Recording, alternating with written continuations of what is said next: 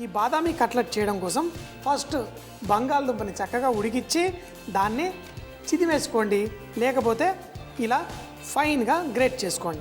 ఉపవాసాలు అవి చేసేవాళ్ళు ఏం చేస్తారంటే ఈ బంగాళదుంపని చాలా సన్నగా చిదివేసి తరువాత దాంట్లో కొంచెం కార్న్ఫ్లవర్ వేసేసి మంచి ఉండలు చేసుకొని అది ఫ్రై చేసుకున్న ప్యాటీలా చేసుకున్న ఎలా చేసుకున్నా చక్కగా సాఫ్ట్గా మెల్ట్ అయిపోతుంది. అయితే ప్యాటీలు కొంచెం అంటే లావుగా ఇట్లా చేత్తో చిదవడం కంటే ఇలా గ్రేట్ చేసుకొని ఫైన్గా తర్వాత మనం ఈ కోయాని ఎలా చక్కగా మనం మర్దన చేసి పిండిని చేసుకుంటామో అదేవిధంగా ఈ బంగాళదుంపల్ని కూడా మనం అదే విధంగా చేసుకుంటే తినేటప్పుడు భలే టేస్టీగా ఉంటాయి మన ఈ బాదామి కట్లెట్లు. సో మరి ఇది చేసుకోవడం కోసం ఫస్ట్ ఈ బంగాళదుంపనంతా చక్కగా గ్రేట్ చేసేసుకున్నాను. గ్రేట్ చేసేసుకున్న దాంట్లో కొంచెం ఉప్పు వేసేసుకుందాం. ఉప్పుతో పాటు మరి టేస్ట్ రావడం కోసం ఇందులో మనం మిరియాల పొడి, సన్నగా తరిగిన పచ్చిమిరపకాయలు, సన్నగా తరిగిన కొత్తిమీర.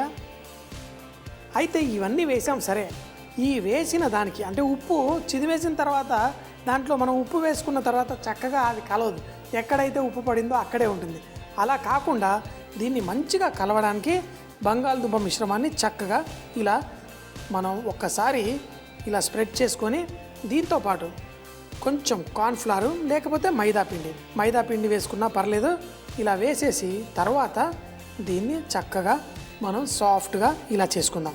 ఇలా చేసుకున్న తర్వాత ఎప్పుడైతే కట్లెట్లు రెడీ అవుతాయో మంచిగా ఇలా కలపడం వల్ల ఇవి నోట్లో మనకి మెల్ట్ అయిపోతాయి. అంటే చాలా సాఫ్ట్గా సున్నితంగా ఈ కట్లెట్లు వస్తాయి.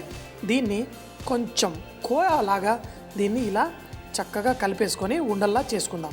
ఉప్పు వేసాం కాబట్టి అది చక్కగా స్ప్రెడ్ అవ్వడం కోసం మనం వీటిని చక్కగా ఇలా స్ప్రెడ్ చేసుకుందాం.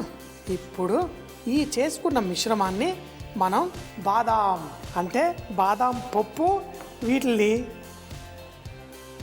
పొద్దున్నే మా ఆవిడ నానబెట్టి నాకు పెట్టదు, మా బావకి చిన్న పెరుగుతున్న పిల్లోడు నాకు పెడుతుంది. నేను పెరుగుతున్న పెద్ద పిల్లోడిని కదా, నాకు పెట్టచ్చు అని. సో మరి పిల్లలకి రోజు పొద్దున నీళ్ళలో నానబెట్టిన బాదాం పప్పులు ఇవ్వండి, చాలా హెల్తీగా అవుతారు. ఇప్పుడు ఈ బాదాంని దీనికి ఎలా కోటింగ్ చేయాలో చూపిస్తాను. మనం ఈ చేసుకున్న ఈ బంగాళదుంప మిశ్రమాన్ని మనకు కావలసిన సైజులో తీసుకొని, అయితే మనం చేత్తో ఇలా ఫ్లాట్గా కూడా చేసుకోవచ్చు, లేదు అన్నీ ఈవెన్గా కనిపించాలంటే కొంచెం ఇలా మైదా పిండిలో దొర్లించేసి తర్వాత ఇలాంటి దాంట్లో పెట్టి ప్రెస్ చేసేసామనుకోండి మనకి కావలసిన షేప్లో వచ్చేస్తుంది. ఇలా టిక్కీలు చూడండి ఎంత చక్కగా ఉందో. ఇదే విధంగా అన్ని టిక్కీలు చేసేసుకొని వీటిని తర్వాత ఈ బాదాం పప్పుతోటి కోటింగ్ ఇచ్చేద్దాం. చూడండి ఇప్పుడు పర్ఫెక్ట్గా అయిపోయింది. ఇదే విధంగా మన దగ్గర ఉన్న మిశ్రమాన్ని అన్నిటినీ ఇలా ఉండల్లా చేసుకొని ఈ ప్యాటీలు చేసేసుకుందాం. కొంచెం అంత మైదా పిండి అంటియడం వల్ల తర్వాత కింద అంటుకోకుండా పర్ఫెక్ట్గా ఉంటుంది. చూడండి ఎంతో సింపుల్గా ఇలా ఒక సైడ్ ప్రెస్ చేసి తీసి ఇలా వేసుకుందాం.